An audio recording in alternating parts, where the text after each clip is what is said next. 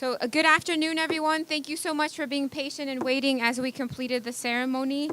For those of you who are just joining us today, this is Detroit's first formal recognition and honoring and celebration of the Indigenous people who inhabited this land for so many years and continue to inhabit this region.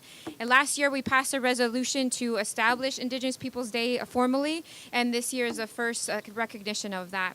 And so we started this morning with a ceremony, a peace and dignity ceremony, and this birch tree where you can see kind of right to the I don't know, left of me, forgive me, is the tree that will be honored throughout this year, and it has prayer tags on it to honor each of the 4 directions, and that's something we hope will stay throughout the year. I am Councilmember Costa Lopez. I represent District 6 on the Detroit City Council, and I'm incredibly honored to be here today with all of you and all of the folks who are going to speak after me, standing behind me. A lot of times people ask, well, why do you do this? Why is this important to you? So I know that my ancestors, both on my mother and my father's side, were indigenous to southern Mexico. But unfortunately, how colonialism played out, how slavery played out, we can't track beyond several generations. And so people say, well, how do you really know? And for me, it's important to honor that memory, to honor the spirits that I feel with me every day, and to recognize them formally in my capacity as a council person, but just as a human being. Too often in our communities, whether that's the Latino community or the African American community or the Caucasian community, the native population is often forgotten or ignored or thought of some mystical, being of the past. And there's a lot of, within the Latino community, a lot of anti-indigenous sentiments. And that's something that we need to continue to combat every day to really celebrate again and honor our native ancestors. So with that, I'd like to turn it over to Chief Roll to speak on behalf of the Wyandotte and share a little bit more with us. Where are you? Here you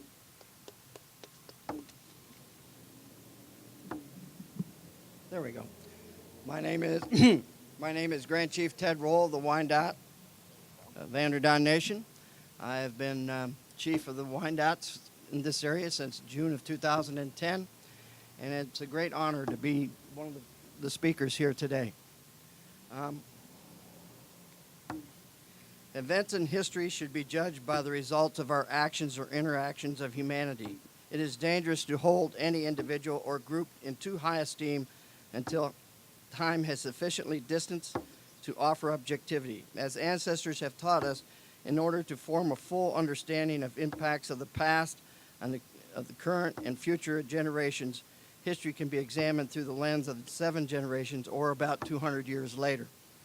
Similarly, we should follow native customs of looking forward 7 generations to fully evaluate the projected consequences of our actions or interactions on the future of humanity. Action and interaction equally produce results. What we do or fail to do impacts humanity for generations to come, and we will each be judged accordingly. To understand what we have gathered to remember, we must journey back in time.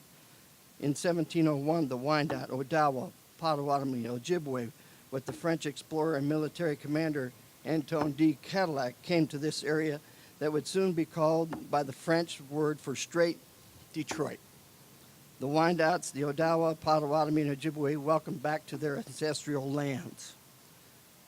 The west and southwest watershed of Lake Erie were fully of woods, prairie, and marshlands. Many great river deltas flowed into the area of Lake Erie, creating incredible habitat with the abundance of beaver, muskrat, otter, deer, black bear, buffalo, and other animals attracted to the fur trade industry.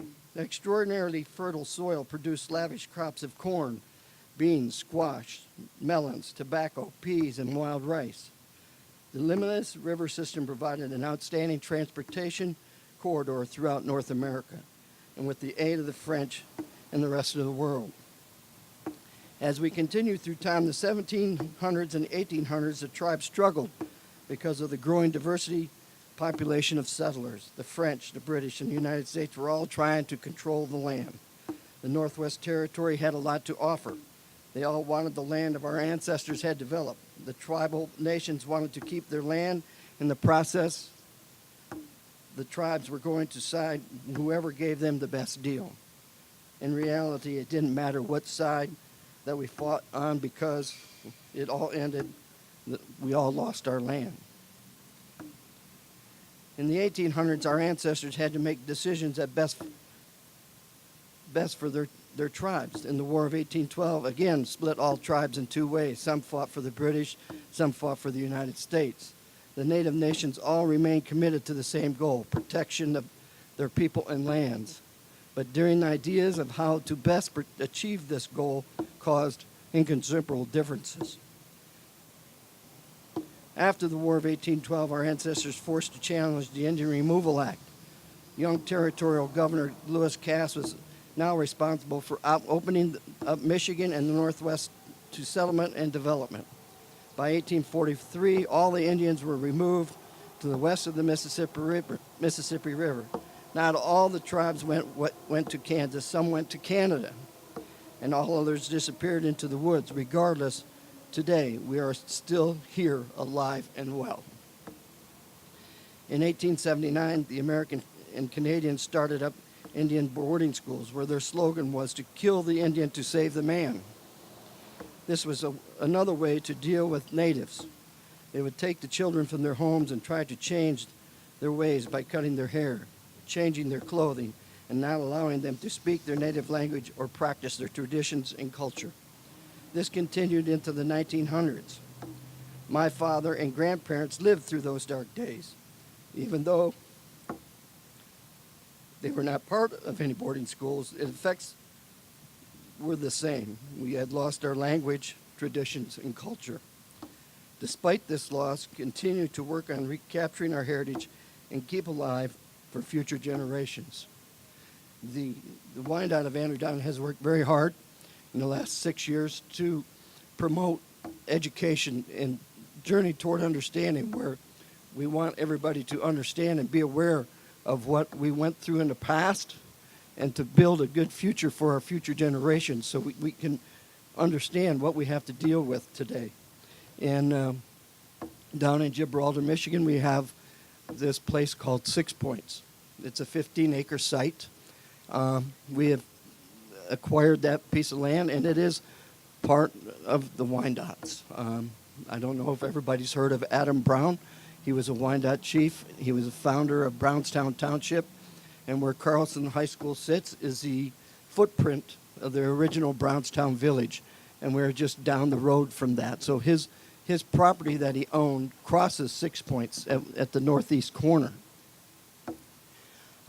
We've had a journey toward understanding where we have taken school teachers and politicians and school presidents on a journey that showed them what the Wyandottes and other native tribes had to go through during the trying times. And this day of Indigenous Peoples Day is an honor that it shows a way of healing, that we can teach this today and make people more aware of not just us, but everybody, that what our ancestors went through and what we go through today, because it still is present in today's world. In closing, I would like to say that 6 Points is going to become a reality here in a couple of years, and we want to recreate an Indian village and about 4,000 feet of boardwalk where you can come and walk this boardwalk and walk through time. And it's going to be an amazing boardwalk. It's going to be fun, and it's going to be educational. So in closing, we'd like to thank the city mayor, Mayor Dugan, and Detroit City Council and Councilman Lopez for everything that you do. It tells our ancestors that they are rewarded for the things that they had to do to survive. It also tells us of what hard work it is also being forward, but most of all, it tells the future generations we are all survivors. Thank you.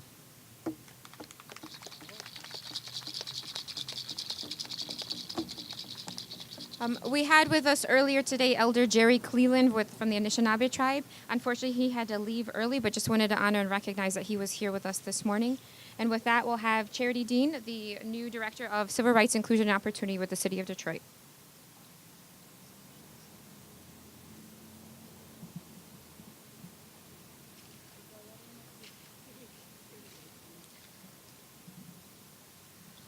Thank you, Councilwoman Raquel Castaneda Lopez, for your leadership in recognizing this day, Indigenous Peoples Day in the city of Detroit.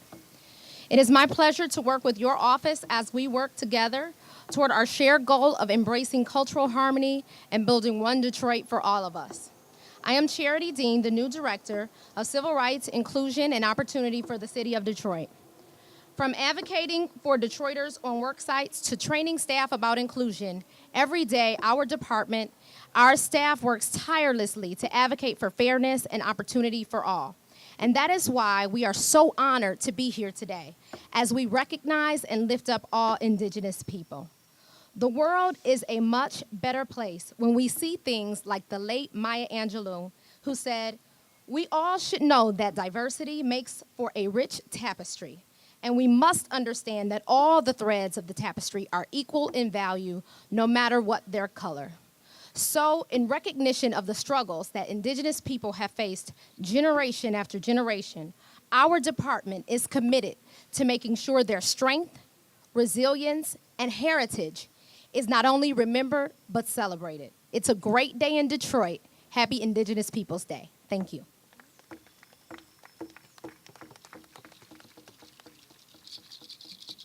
Thank you so much, Charity. And we now have Ms. Rosebud Schneider with American Indian Health and Family Services. This is one of the few, I think the only nonprofit actually located within the city of Detroit that works directly with the American Indian community. It was my first job after undergrad, and I'm deeply grateful for the organization for all the work that they do, providing medical, mental health services to everyone despite their background.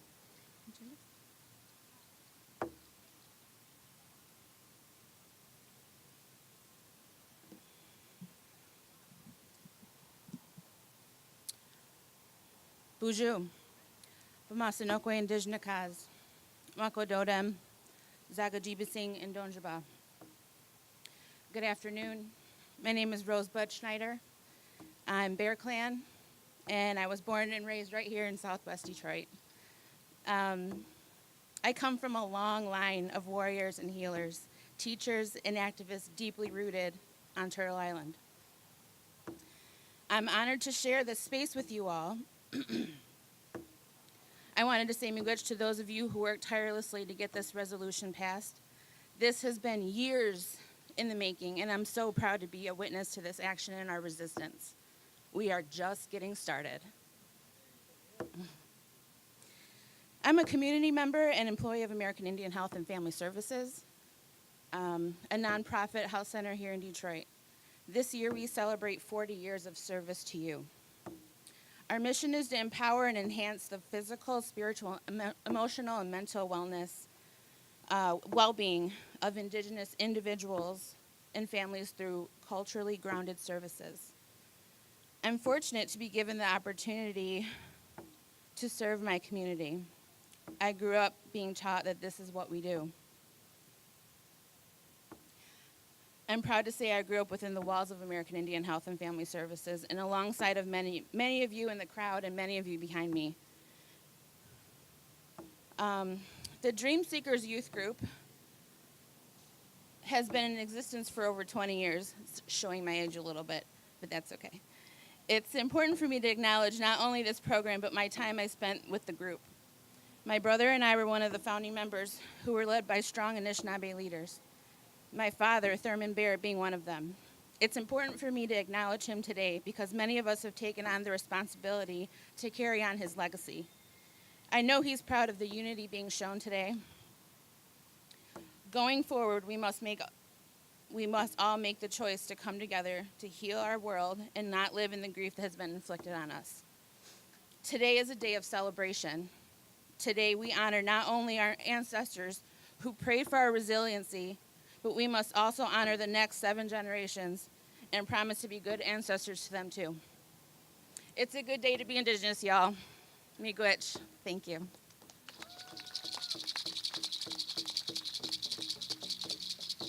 Thank you, Rosebud. And next we will have Antonio Cosme, one of the people who helped lead the initiative to get the resolution passed next year and helped organize today from the Rise Up.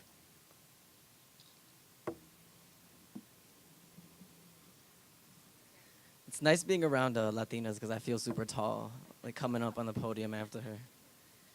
Um, so my name is Antonio Cosme. I'm a farmer, I'm an organizer, I'm a writer, and an educator based in Southwest Detroit.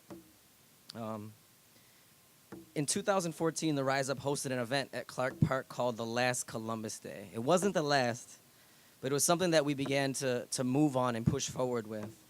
In 2015, I personally fixed an axe to Columbus's head just on the other side of this building. In 2016, we started meeting as an Indigenous and African American community to begin writing a resolution to officially end Columbus Day in Detroit. In 2017, last year, in partnership with Raquel Castañeda Lopez, that group came together and passed Columbus Day 1 year ago today. This year, in 2018, the city has officially embraced Indigenous Peoples Day, and this is the first time that's happened in the city of Detroit.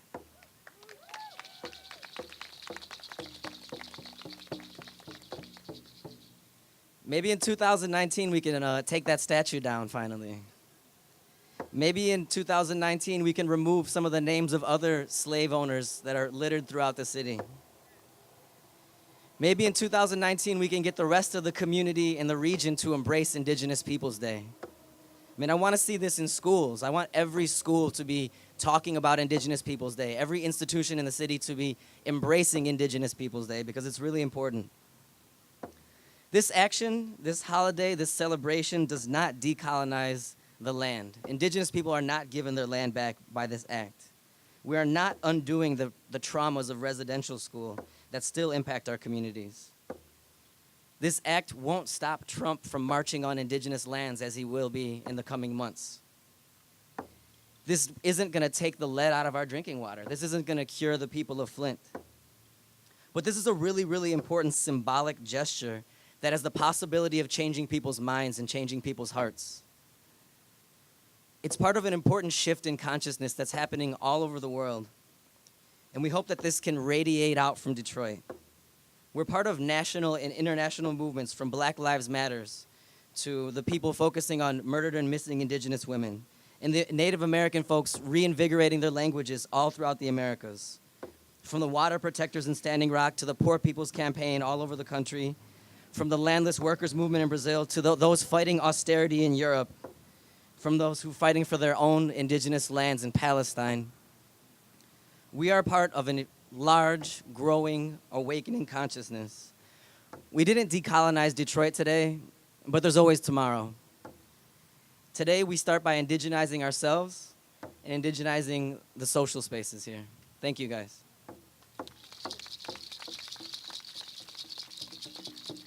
We know small and mighty, right, guys? So now I'd like to call up a dear friend and someone super excited to announce State Senator-elect Adam Ollier, whose family lives in the city of Detroit and is a longtime member with American Indian Health and Family Services. Yeah, thank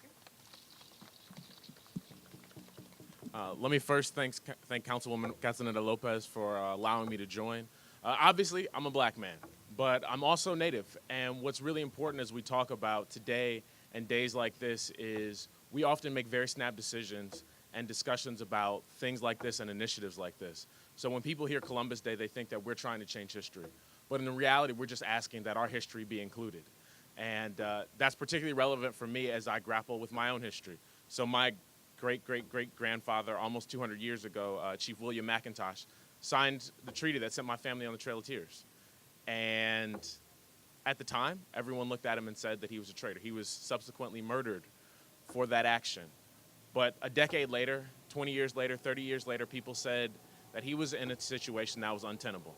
And today, too many of us find ourselves in situations where there are no good answers. There are no good decisions and no good ways to say that the reality for our people is unacceptable, that the world that we live in does not recognize us, does not think about us, and does not communicate with us in a way that recognizes not only our history, but our shared struggle. I went to basic training at Fort Benning, Georgia, in, of all places, Okmulgee, in Muskogee County, the county that was named after my nation. And we didn't talk about it. We talked about the tradition of Southern individuals. We talked about Confederacy. Our story has been missing. And Indigenous Day is about not only telling our story, but making sure that our children understand who they are, where they're from, and what's happened.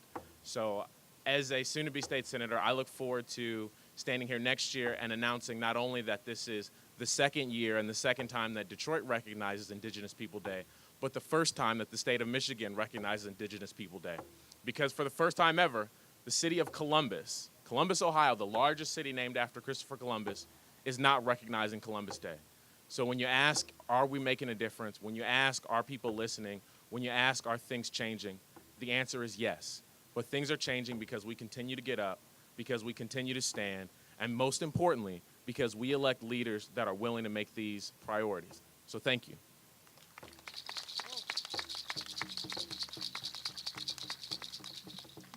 And last but not least, a very powerful woman, a woman I had the opportunity to work with when I was at Wayne State University, who led the way in creating the Native American Student Organization and creating the first ever learning community for Native students at Wayne State's campus, who now has her master's in social worker, fellow social worker, Miss Kayla Wabanipke Harris.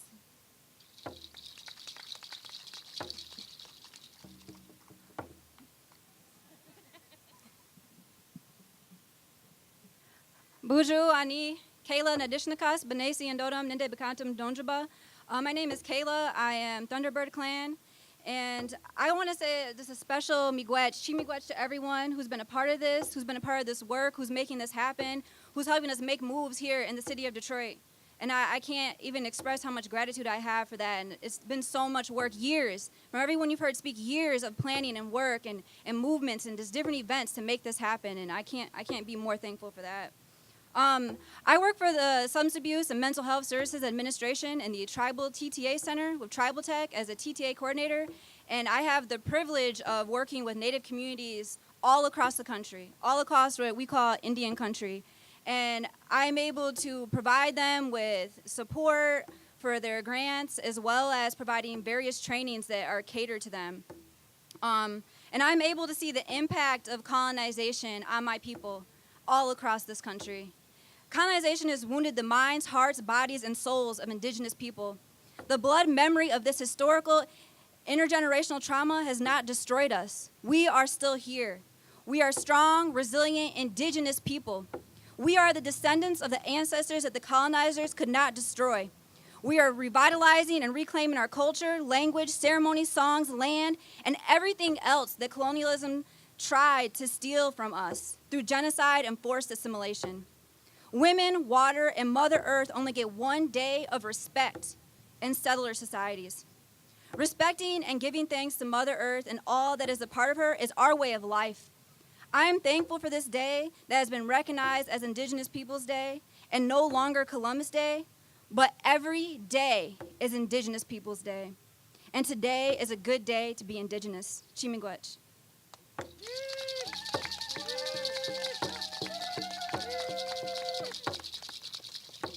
That's why we had Kayla end it. Thank you so much. I just want to give in closing a deep thank you to everyone who helped make this event possible today. American Indian Health and Family Services, all of those participants, the dancers, the drummers, with the Peace and Dignity Ceremony. Abuela Celia, thank you so much for taking the time to be with us today. The North American Indian Association, SAMHSA Tribal TTA Center, the Wainda Andaran Nation, the Raise Up, Panuka Walker, who led the water ceremony for us today, Pua Me Ole as well with us today, and I believe I'm forgetting one more person, and traveling all the way to be with us today from the Navajo Nation, Wayne Wilson. I think he's still here. Yes, shout out in the back over here to our Southern brothers. A round of applause, please, because this was not easy to coordinate. Also want to give my Chief of Staff, Mariana Martinez, who helped pull this all together. Thank you. So with that, we are open to any questions you might have from anybody. I know there's not too much media here, but any questions or questions from the audience? Sure, Christine. Hi, Christine. Yeah.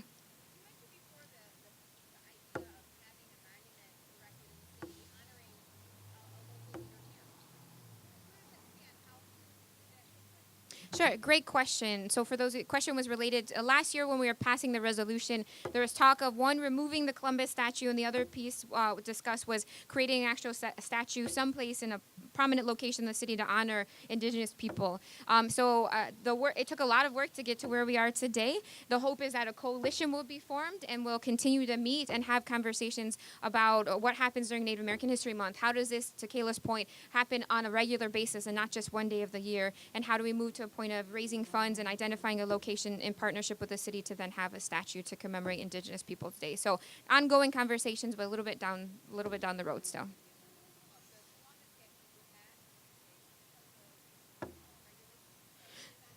No, so that is something that I think we could still make a decision about as the city. I'm not familiar with all the potential deed restrictions around there, if any exist. I think last year there was a sentiment of wanting to not necessarily take away from a certain group, but more just honoring a group that's often been forgotten and ignored. And so really, honestly, it's not about Columbus at all. It's more about how do we raise the voices and share the stories of people who have been marginalized and forgotten and oppressed for so many generations. Got it. Cool. Any other questions? Yeah, and if anyone wants to come up and help answer the questions, more than welcome to. Yes.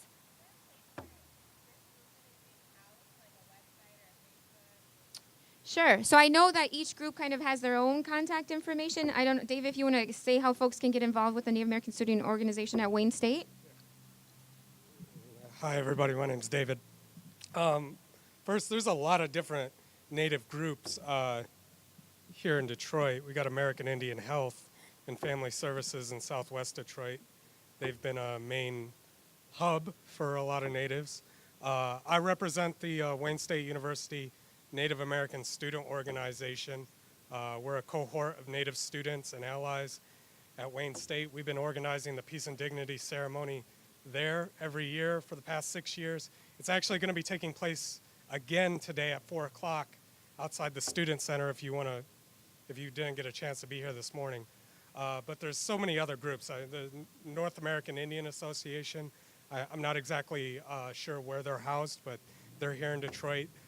Southeastern Michigan Indians, SEMI, they're right outside of Detroit, and there's probably a few I'm forgetting, but there are several groups, and they're accessible online. As far as my group, WSU, NASO, look us up on Facebook. We post quite often. We hold events, and that's it.